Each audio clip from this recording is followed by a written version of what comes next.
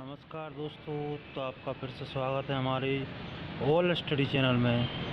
दोस्तों, आज हम बात करने वाले हैं जीव विज्ञान के कुछ क्वेश्चनों का अध्ययन करेंगे। आज हम चलते हैं आज के पहले क्वेश्चन पर। शरीर की सबसे बड़ी ग्रंथि कौन सी होती है? दोस्तों, शरीर की सबसे बड़ी ग्रंथि कौन सी होती है? ये होती है हमारी यकृत। यकृत जो है हमारी सबसे बड़ी ग्रंथि है शरीर की। आज का अगला क्वेश्चन है, मनुष्य में मादा जनन अंग से किस हार्मोन का स्राव होता है? तो ये कौन सा हार्मोन रहता है दोस्तों? यह हार्मोन रहता है हमारा रिलैक्सिन हार्मोन्स के द्वारा मादा जनन होता है। मनुष्य में ऐच्छिक गतियों का नियंत्रण किसके द्वारा होता है? मनुष्य में जो ऐच्छिक गतियाँ रहती हैं उनका नियंत्रण कहाँ होता है दोस्तों? इसका होता है सेरिब्रम में होता है। शरीर का ताप कहाँ नियंत्रण होता है? आज का अगला क्वेश्चन हमारा, शरीर का तापक्रम कहाँ नियंत्रण होता है? जिसका है हाइपोथैलेमस में हमारे शरीर का। अमीबा में भोजन का अंतर्ग्रहण किसके द्वारा होता है? अमीबा में भोजन का अंतर्ग्रहण किसके द्वारा होता है दोस्तों? ये होता है हमारा कूटपाद के द्वारा। अगला क्वेश्चन है, निम्न में कौन सा एंजाइम लार में पाया जाता है? तो दोस्तों, लार में कौन सा एंजाइम पाया जाता है? पाया जाता है टाइलिन नामक जो एंजाइम है हमारे लार में पाया जाता है। इसका राइट आंसर हो जाएगा दोस्तों टाइलिन। अगला क्वेश्चन है, वह प्रक्रिया जिसके द्वारा मनुष्य श्वास ग्रहण करता है तथा छोड़ता है, वो कौन सी क्रिया कहलाती है दोस्तों? वो क्रिया कहलाती है श्वासोच्छ्वास। इसका राइट आंसर हो गया श्वासोच्छ्वास। अगला अपना आज का क्वेश्चन है, ऊर्जा उत्पादन के लिए कोशिका प्रक्रिया किसका उपयोग करती है? ऊर्जा उत्पादन के लिए हमारी कोशिका किसका प्रयोग करती है दोस्तों? ग्लूकोज। इसका राइट आंसर हो गया ग्लूकोज। किस अभिक्रिया द्वारा पौधों में ऑक्सीजन बाहरी वातावरण से कोशिकाओं में पहुंचती है? कौन सी अभिक्रिया है दोस्तों जिससे पौधों में ऑक्सीजन उनकी कोशिकाओं तक पहुंचती है? वो है विसरण प्रक्रिया से कोशिकाओं में अपनी ऑक्सीजन पहुंचती है। अगला क्वेश्चन है दोस्तों आज का, श्वसन की अभिक्रिया में खाद्य पदार्थों की परिणति क्या है? उनकी परिणति क्या है दोस्तों? उनकी परिणति है विघटन। इसका राइट आंसर हो ये वाला विघटन। अगला क्वेश्चन है, खाद्य पदार्थों का पौधों में स्थानांतरण का मुख्य रूप कौन है? पौधों में क्या है दोस्तों? इसका राइट आंसर सुक्रोज। इसका राइट आंसर सुक्रोज हो जाएगा। एक स्वस्थ मनुष्य का रक्तचाप होता है, तो दोस्तों एक स्वस्थ मनुष्य का रक्तचाप कितना होता है? 120 से 180 तक, यानी हाई में हो गया हमारा 120 और लो में 80। 140 तक चलता है, वैसे 140 भी हो तब भी चलेगा, और नीचे 75 हो जाए, 72-75, तभी नॉर्मली माना जाता है। अगला क्वेश्चन है दोस्तों आज का, मनुष्य के मस्तिष्क की सबसे बाहरी झिल्ली है। मनुष्य के मस्तिष्क की सबसे बाहरी झिल्ली कौन सी है? ड्यूरामीटर। इसका राइट आंसर हुआ ड्यूरामीटर। मनुष्य के सूंघने की क्षमता को नियंत्रण करता है।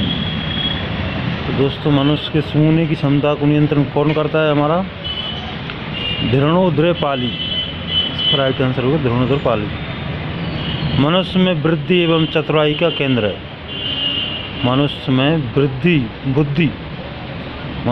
एवं चतुराई, जब बुद्धि पाई जाती है और चतुराई, वो किसके कारण किसमें केंद्र है? उसका केंद्र है सेरिब्रम, जो मस्तिष्क में पाया जाता है। रक्त में ग्लूकोज की मात्रा नियंत्रण रखता है। रक्त में ग्लूकोज की मात्रा नियंत्रण कौन रखता है दोस्तों? हमारा इंसुलिन के कारण नियंत्रण रहता है। अगला क्वेश्चन है, ऑक्सीजन है। ऑक्सीजन क्या है दोस्तों? ऑक्सीजन एक एंजाइम। क्या है? एंजाइम। जैव प्रक्रम के अंतर्गत कौन आता है? जैव प्रक्रम के अंतर्गत कौन आता है दोस्तों? पोषण, उत्सर्जन, श्वसन, ये सभी। तो इसका राइट आंसर हो गया सभी, जैव प्रक्रम के अंतर्गत आते हैं। गोबर छदा किसके अंतर्गत आता है? ये आता है दोस्तों मातृजीवी। अगला क्वेश्चन है आज का, वायुमंडल में सामान्यतः CO2 पाया जाता है। तो दोस्तों वायुमंडल में CO2 कितना पाया जाता है? 0.03%।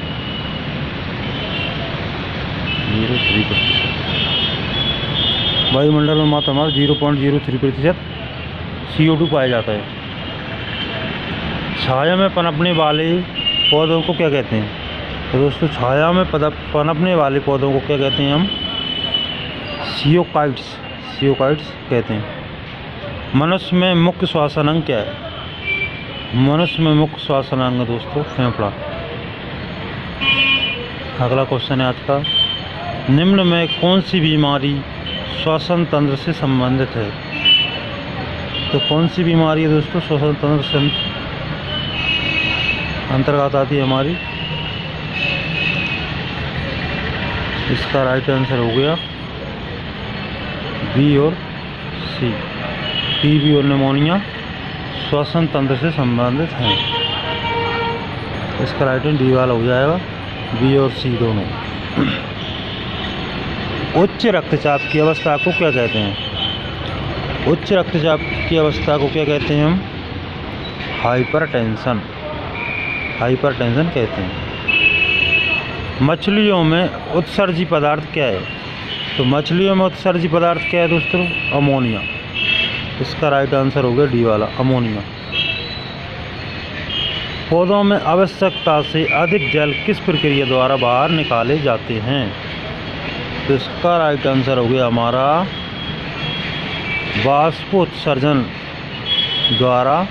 पौधों में अधिक जल हो जाता है, उसको बाहर निकाला जाता है वाष्पोत्सर्जन द्वारा। निम्न में से किस प्रकाश संश्लेषण अंगक कहते हैं? तो किसे कहते हैं दोस्तों? पत्ती को। तो प्रकाश संश्लेषण करती है। पौधों में गैसों के आदान प्रदान के लिए रहते हैं। गैसों के आदान प्रदान के लिए क्या रहता है दोस्तों? उनमें रंध्र पाए जाते हैं। रंध्र यानी छोटे छोटे छिद्र पाए जाते हैं। भोजन का पाचन किस प्रकार की अभिक्रिया है? हम जो भोजन करते हैं उसका पाचन कौन सी क्रिया से होता है? उपचयन प्रक्रिया से। हार्मोन शब्द का नामकरण किसने किया था? तो दोस्तों सबसे पहले हार्मोन शब्द का नामकरण किसने किया था? इसका नामकरण किया था बेलिस एवं स्टार्लिंग ने हार्मोन शब्द का नामकरण किया था। पृथक्करण का नियम किसने दिया था? पृथक्करण का नियम किसने दिया था दोस्तों? ये दिया था हमारा मेंटल ने। इसका राइट आंसर हो गया सी वाला, मेंटल। जीव विज्ञान शब्द का प्रयोग सर्वप्रथम किसने किया था? जीव विज्ञान का किसने किया था दोस्तों? लेमार्क और ट्रेविनेस ने किया था जीव विज्ञान शब्द। जीव विज्ञान के जनक के नाम से जाने जाते हैं। दोस्तों कौन जाने जाते हैं जीव विज्ञान के जनक के नाम से? ये जाने जाते हैं हमारे अरस्तु। इसका राइट आंसर हो गया अरस्तु। वनस्पति विज्ञान के जनक के नाम से कौन जाने जाते हैं? वनस्पति विज्ञान के नाम से जाने जाते हैं थियोफ्रास्टस। बॉटनी शब्द की उत्पत्ति किस भाषा के शब्द से हुई है? बॉटनी शब्द की उत्पत्ति कौन सी भाषा के शब्द से हुई दोस्तों? ग्रीक भाषा। इसका राइट आंसर हो गया ग्रीक।